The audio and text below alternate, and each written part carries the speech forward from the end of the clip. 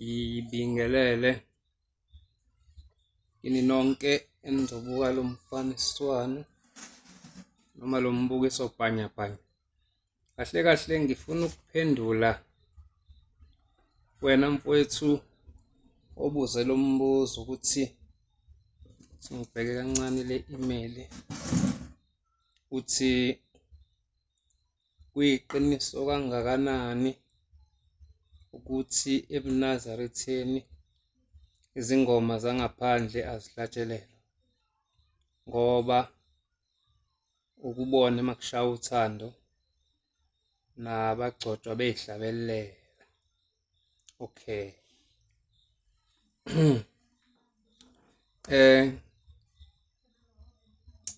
Engakufundanga akubhalile umfowethu ukuthi uthi ulalela inkonzo ebengikhuluma kuyona ngisemsebenzini kaJehova, ngasuke ngabalula lokho ukuthi ezingoma yihlatshelelwe. Uma iqhubeka uthi mina ngiyafika ebandleni bengingakaze ngifundiswe lokho ukuthi azihlatshelelwe futhi ngibona nje kumnandi uma zihlatshelelwe. Manje ngicela ukuzwa-ke ngawe ukuthi kuphambanaphi. Okay. Ngizokucela uqale ngidlule encwadini yeBhayibheli. Ngicela ukuqale ngidlule kule ncwadi yeBhayibheli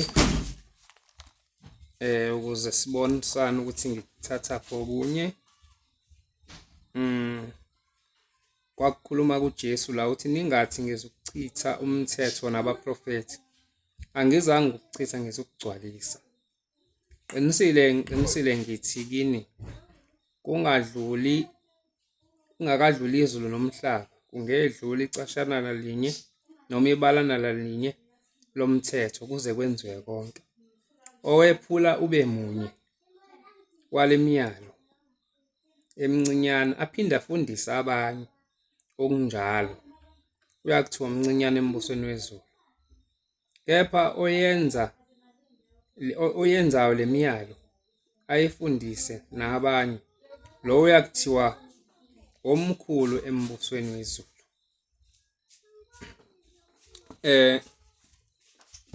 Ngikhotha le ncwadi ngamabomu ukuze ngiqinisekise lento engiyisho ngoba ubala nabantu abaphathi bomthetho uthi ukubone beyihlabelela. Ngicela ukuphinde ngidlule eBhayibhelini lakithi elabhalwa uShembe. Uthi lana uma abaphathi bomthetho kaNkulunkulu bengawunakile, umthetho bengawusekile, abantu abaphendukayo bazokwenza njani? Bazowazi ngani umthetho uma kungakhulunywa ngawo na? Futhi bengafundiswa ngawo na? Kukhona abantu abaningi abajeziswayo ngayo le mithetho, sebehamba emhlabeni kuthiwa abayigcinanga, abaphathi ababafundisanga kahle abantu imithetho nezimiso zikaNkulunkulu. Ngizwe uthi uyafika. Ngicathi le ndimana le yabhalwe uShembe ihambisana nawe. Ithi-ke nabaphathi abaningi bamisiwe ngayo le mithetho ngokungayifundisi kahle kwabo emathempelini abawaphetheyo. Okusho ukuthi mfowethu ungase nawe ube senkingeni ngokuyithuka usuhlabelela ingoma yangaphandle. Awazi wena kodwa inkinga ukuthi awuzange ufundiswe. Kuwumthetho lokho engikushoyo. Okay. Ngizobe sengikhothela ukuthi kuwumthetho ngikuthathaphi. Siqale la. Ngifuna ukukhombisa ngiqinisekise ukuthi akuyona into engiyisuse ekhanda noma mhlampe yokuthi ngiyivukela mbuso njengoba abaningi besho. Ngizocela nje uvule leli bhuku nawe nalo uye ku-37 ukuze kungathiwa ngifika nokwami. sizofunda nawe kulobu buNazaretha ethempelini nasemkhosini yobuNazaretha yamaNazaretha akuhlatshelelwa amagama okungesiwo awenkonzo yobuNazaretha asesihlabelelweni samaNazaretha aqanjwa umprofethi uBhombela kanye nenkosi ilanga lamalanga. Nansi inje ngala ibhaliwe ukuthi mhlampe ingeke ubone kahle nansi. Ngazi noma ke fanele ngiyichathe ukuze ibonise kahle. Asibe eceleni. Siphinde siye kuBhombela 104 evesini 20. Bhombela incwadi isahluko 20 isahluko 104 ivesi lika 20. Ake sizwe ukuthi uthini. Ngisekela into engayikhuluma ethempelini kwasekuthi abantu abahlala ko TikTok nako Facebook bayithatha bayicaza bayibhekisa phansi bayibhekisa phezulu. Futhi ake ngikuchaze lokho ngaphambi kokuthi ngifunde uBhombela isahluko 104 verse 20. Sifunde iBhayibheli lakithi-ke manje. Uthi uShembe ukuza kwethu lapha ekuphakameni uthi kuhlukene kathathu.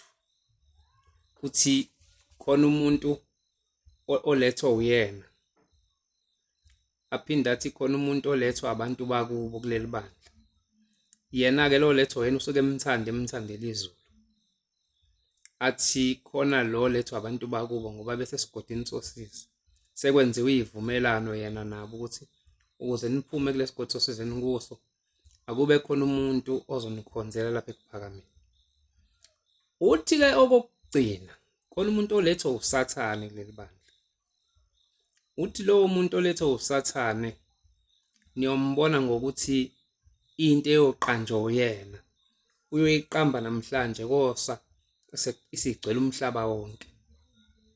Lezi ingoma zangaphandle mhla uShembe esiqoqa esibutha ukuthi sibe ngamaNazaretha wazikhipha wabhala nazi ihlabelelo zu-242.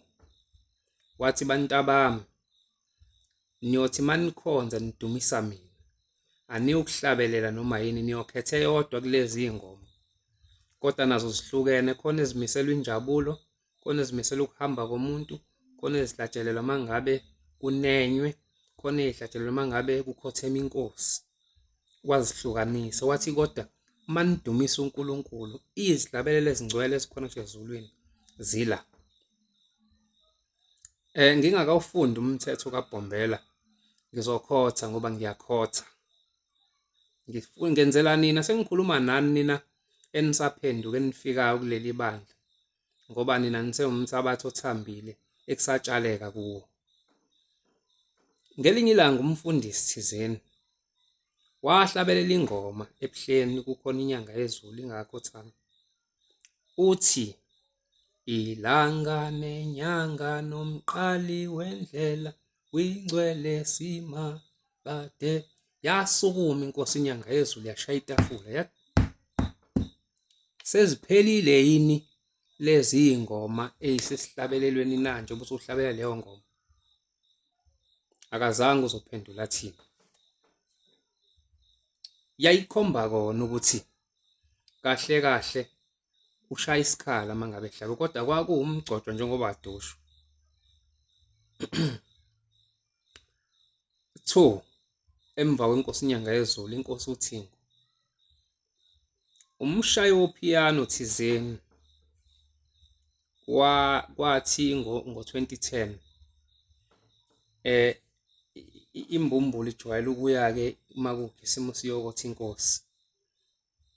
Wahamba naye umshayi piano thizeni lo ngimshoyo washaya. eshayela ukuthi inkosi phela izongena. Bekuye ukuthi makukhisimusi siye sifike siyothi inkosi mayisalindiwe kushawa kuphiyano.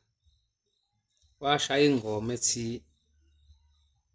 okwehlula izinkonzo qinisela, wayidabula wagijima nayo mfowethu.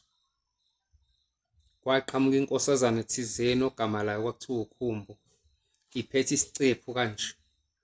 Akekho wayazi ukuthi khonani kulesi cephu, kodwa yeza ithe mayifika kuyena yaguqa, yayisiqaqa isicephu, kwase kuphuma isihlabelelo senkosi, uthingo laba lokubathile.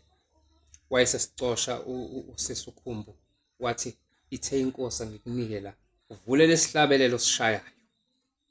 Wabitoza umshayo wophiyano, wathi asikho la ehlabelelweni. Yagoqa isicephu inkosazana, yaphinda emuva. Iphindaphi enkosini, yafika athi baba uthe asikho lesihlabelelo sishayayo ehlabelelweni. Yathi inkosi iphinda kuyena, umtshela ukuthi angaphinde ahlabelele, ashaye isihlabelelo esingekho la ehlabelelweni. Sengisho ukuthi uma ngabe ubona beyishaya, akekho uShembe oyivumile. Inkosi uNyazi, inkosi uNyazi kaMashayinyoni, uyibheke leyo nkonzo isekhona ku-YouTube, uhambe uyiqale ku-47 uye ku-50. Ithi inkosi uNyazi lezi ihlabelelo ezilapha esihlabelweni ziphelele, zabhalwa umkhulu nokhokho wambombela. Uthi ubaba akekho ongazinezela, uyena kuphela ongazinezela ngoba uyena onelungelo, kodwa futhi ngeke azinezele ngoba ziphelele. Uthi ngihlabeleleni lento yenu niyihlabelelayo, esesho zona lezi ingoma ezifike nomubi. Uthi kodwa nithi ningayifaki lento entweni kaBhombela ngoba nobe niyayingcolisa. Ingcolile, ngifuna wazi ukuthi noma ngabe ihlatelelo umgcoco, uyayingcolisa into kaShembe. Asidlule asize-ke kuBhombela 104 verse 20. Uthi-ke uBhombela la ubhalile wayeprofetha zona lezi zinto. Uthi kukhona okunye okwenzekayo lapha eminyango okungekho emthethweni wokukholwa. Akuvunyelwe umuntu oyikholwa emthethweni kaNkulunkulu ukuhlabelela amagama abantu bangaphandle abangakholwayo eNazaretha. La ake sisizwe ukuthi iqhamukaphi lento osuyibona isichithekile nje kangaka. Lento iqhamuka nabantu abafikayo. Umfundisi uMadlala ukhulumile ngeminyaka emidala, wayephethe inkonzo ngo-1991. Uthi inkosi yakhuluma kakhulu ngokwanda kobuNazaretha emhlabeni wonke. Ithi ayikho into ezobanhle ukwedlula ubuNazaretha emhlabeni. Uthi umfundisi sajabula kakhulu ngoba umuntu omnyama wayengelutho ngalezo zinsuku, nobuNazaretha babuyihlaya. Sasihlekwa-ke nathi ey'koleni kuthiwa sineyihluthu ey'bovu, ney'mfundiso zaziningi ezimbi ngakho. Kuthe sesineme sambona egqunqa ubaba, wakhala kwaba muncu, kwaba nzima, kwaphela nasozwaneni kithi. Asaze sazi ukuthi sizothini, senzeni. Wayivala inkonzo wathandazisa. Ngalelo langa umthandazo waba mude kakhulu unganqamuki. Amanye asathandaza kanye bese benqamuka uma umholi, umfundisi noma ngubani ophethe lapho esethi amen. Abantu babengeke bayeke ukuthandaza bengakamuzwa ubaba ethi amen. Uthi umfundisi waze wavula amehlo, wabona ukuthi inkosi ayisekho, isishiye sodwa yaphuma ethempelini. Uthi wabheka koza kwabo nabo basebebhekile. Umfundisi Khumalo wathi amen, yavuma inhlangano. Uthi-ke baphuma bambheka ubaba, bamfica endlini emhlophe, ekhala amaduku asezaba amaningi, nezingane zingasangeni lapho ayehleli khona. Uthi nabo bakhala, sazilahla phansi kwakhe sifuna ukuzwa ukuthi isono sethu yini. Wehluleka nokusibheka isikhathi esingangehora singene endlini enosizi ekhala esenesilokuzane wabe sethi, nginosizi, inhliziyo yami iyadabuka, ngiyakwesaba kakhulu okuzokwenzeka emva kwami, ngibona igazi likubhoza lapha ekuphakameni. Lo muzi uNkulunkulu uzowushiya kube umvumo wabaphansi nezindindo neziphingi, kuzosala abafile bethi bayaphila. Uzochitheka lo muzi, usizi lukhulu oluzoba khona emva kwami. Abantu abezayo lalelale abazophenduka ngeke balifune izwi likaNkulunkulu, ngeke bamlalele noza emva kwami. Abantu bayokholwa ngenxa yemali, ngeke balinake izwi lophezulu. Abanye bazofika nemikhuba yabo, amasiko abo, bazokwenza indabuko yabo, le uShembe owayichitha phakathi kwenu. Uthe nabaphathi benu bayihlabelele lezi ngoma. Manje wena ubona engathi zilungile. Uthi-ke uShembe la, abanye bayofika nendabuko yabo. Shuthi-ke labo baphathi yibo laba ekhuluma ngabo la uShembe ukuthi bayofika nendabuko yabo. Uthi izangoma ziyongena ngokuthanda, ziphume ngokuthanda, ababi bayokhipha abahle lapha ekuphakameni. Ngibona kumizimbiza zotshwala emzini yenu. Izangoma zisine emzini yamaNazaretha, nidla nilobolisana iy'ngane zenu nabantu abangakholwa. Angeke sigxile-ke kakhulu-ke ezangomeni ngoba umoya womuntu ongasekho ukuze wembathe umuntu ophilayo kusuke kuwuyena uNkulunkulu owaziyo ukuthi ungene kanjani. Okunye sokuhlaziya ngoba nayo le yobungoma umoya wayikhuluma uShembe ukuthi mhla emisa umvangeli ungema uMawilisi ukuthi imimoya oyigeza kanjani uma kuhamba umuntu emhlabeni nimazi ukuthi kade enomoya. Uthi uShembe ummisile umvangeli ungema ukuthi uyofika emzini wakho ubese ucela iy'mbuzi ey'mbili. Ngizokutshela ngelinye ilanga ukuthi lezo y'mbuzi ey'mbili zenziwani, ukuthi izothatha isikhathi uma ngiyichaza loo nto, kodwa umoya lo okwaziyo ukuthi ugezeke. Uthi kuShembe, ngibona kuma izimbiza zotshwala emzini yenu, lobe ninenkani nokugaya nabo. Uthi ngibona abantu beza ngamandla lapha ekukholweni, bayofika bazi kakhulu. Angithi bangidaphunile basho yonke abakuthandayo ngiyikhuluma lento, kodwa nithola ithi semthethweni wala ekhaya. Uthi bayofika bazi kakhulu, abayovuma ukukhokhelwa. Bayofika nokwazi kwabo, bahlakaniphile, banolimi nezibonakaliso. Nani niyothatheka, niyilahle indlela kababa anishiye kuyo. Uma ngithi mina iy'ngoma zangaphandle ay'hlatshelelwa la ekhaya, bathini bona? Bathi bahlangabeza ngazo abantu. uShembe azange adele okwasezulwini efuna ukuheha abantu, wabanika kubaba kunjalo. Ozayo weza ongeza kezi. Manje angikwazi mina ngingeyena uNkulunkulu bese ngithambisa izwi lakhe athi yena ngeke alithambise. Uthi-ke amaNazaretha ayoyilahla imfundiso yomprofethi ngobuNazaretha. Uthi ngiyanicela nibafundise abezwayo, nibayeke abangafuni. Isihlungo siyozihlunga, bayonixosha banikhiphe nasemathempelini. Ningavumi noma sekunjalo, nikuphike angakushongo uShembe phakathi kwenu, nikwenqabe engikwenqabile. Bayothi gayani utshwala, lumbana amalumbu, banibuyisele kokuchithiweyo bethi yiyo indlela yokhokho benu, bethi ningayilahli. Mina munye umthetho engizonishiya nawo nengininika wona, yilowo baba nifundisa wona. Nkonzo kaMfundisi uMadlala ka-1991. Bengithi-ke ake ngicacisele-ke lokhu, ngibonge ukukhotha ukuthi ngikususaphi ebengikukhuluma. Hhayi ngoba bengiyivuke lami lo mbuso wasesigogweni, ngoba umbuso wasesigogweni lo. ozochitha indlela kaShembe. Seniyenza indlela kaShembe yalula.